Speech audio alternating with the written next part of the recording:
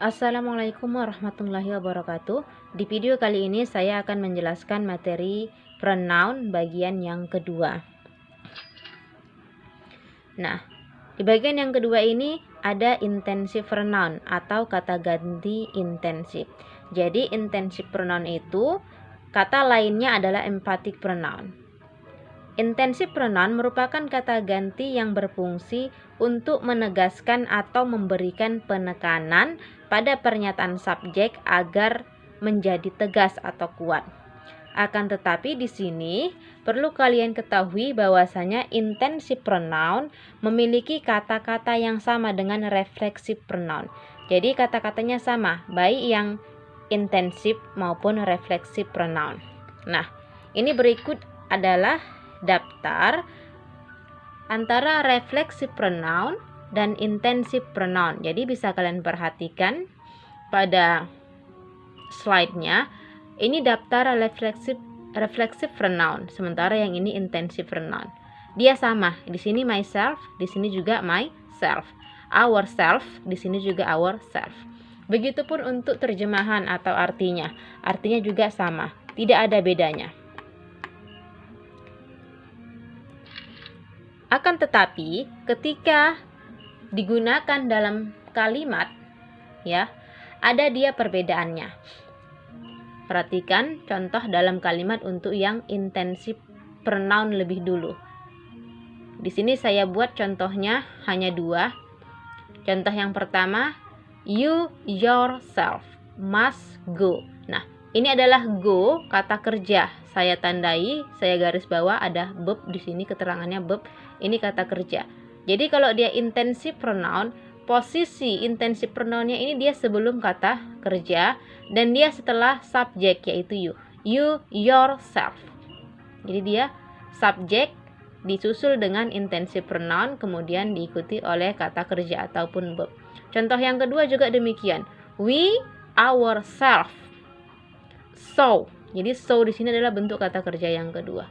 Jadi dia posisinya sebelum kata kerja dan dia setelah subjek. Ini contohnya ya, bisa kalian perhatikan. Artinya kalau secara terjemahan, you yourself must go to her house. Diri kamu sendiri atau kamu sendiri harus pergi ke rumahnya. Berarti di sini memberikan penekanan kembali kepada si subjek yaitu you. Contoh yang kedua juga demikian. Kami sendiri. Jadi kami sendiri kembali kepada subjeknya kami. Dia lebih ditekankan kepada si subjeknya. Bisa kalian bandingkan dengan reflexive pronoun. Jadi reflexive pronoun di sini juga saya ambil dua contohnya ya. Perhatikan untuk contoh yang pertama. I cook. Cook ini kata kerja. Verb. Begitu juga contoh yang kedua. She kill. Kill adalah kata kerja. She kills di sini. Myself. Jadi myself ini posisinya sebagai reflexive pronoun karena dia terletak setelah kata kerja. Himself juga terletak setelah kata kerja. Jadi perbedaannya kalau dia yang reflexive pronoun terletak setelah kata kerja, kalau dia yang intensif terletak sebelum kata kerja. Itu dari sisi penggunaannya dalam kalimat. Selanjutnya ada demonstrative pronoun atau kata ganti petunjuk. Demonstrative pronoun adalah kata ganti yang digunakan untuk menunjukkan benda, binatang, atau orang yang dimaksud. Jadi berikut ini adalah daftar demonstrative pronoun. Baik, ada this dan this. This artinya ini, this juga artinya ini.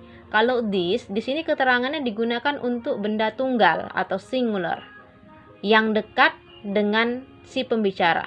Sementara kalau this ini untuk benda yang jamak atau plural di mana bendanya dekat dengan si pembicara. That artinya itu, those juga artinya itu. Kalau that di sini digunakan untuk benda tunggal atau bendanya hanya satu. Posisi benda jauh dari si pembicara. Sementara yang those Ini digunakan untuk benda yang jamak atau plural noun dan posisinya berjauhan dengan si pembicara.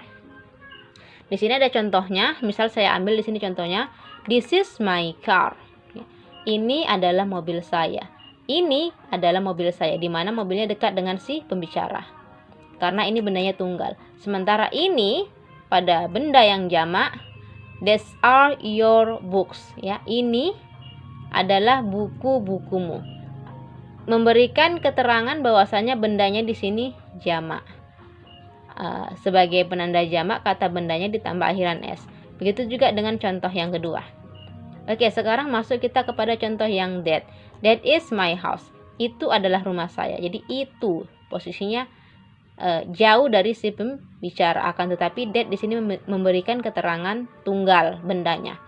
Kalau yang those ini artinya itu memberikan keterangan bendanya jamak. Di sini kata bendanya diberi tambah akhiran s sebagai penanda jamak. Those are his pen. Those are his books. Itu adalah buku-bukunya. Bukunya ini jamak bendanya. Di sini diberi penanda ditambah akhiran s sebagai benda jamak. Begitu juga dengan contoh yang kedua di sini ya, pensil. Oke, demonstrative pronoun juga dapat digunakan yang pertama untuk menghindari terjadinya pengulangan kata yang sama. Jadi di sini tujuan daripada demonstrative pronoun agar tidak terjadi pengulangan pada benda yang sama. Contoh di sini. I like to buy this bag than that bag. Jadi bag di sini adanya pengulangan kata. Di sini juga bag, di sini juga bag. Jadi kalimatnya ini salah. Jadi caranya bagaimana? Kita menggunakan demonstrative pronoun. Yang benar adalah kalimat yang kedua. I like to buy this bag. I like to buy this bag than that. Cukup pakai that di sini, nggak perlu lagi bagnya dibuat, karena kalau bagnya dituliskan di sini itu terjadinya pengulangan kata. Artinya saya suka membeli tas yang ini daripada itu. Cukup satu aja kata bendanya, yaitu tas. Nah, yang kedua sebagai pokok kalimat, misalnya those who are diligent must be clever. Barang siapa yang rajin pasti pandai. Oke ya guys, itulah seputar penjelasan pronoun di bagian yang kedua di video kali ini. Semoga penjelasan di video kali ini bisa bermanfaat buat kalian semua. Tentunya jangan lupa untuk terus dukung channel Cunita Nita dengan cara like, share, dan subscribe, serta aktifkan lonceng notifikasinya. Oke ya, see you next time. Assalamualaikum warahmatullahi wabarakatuh.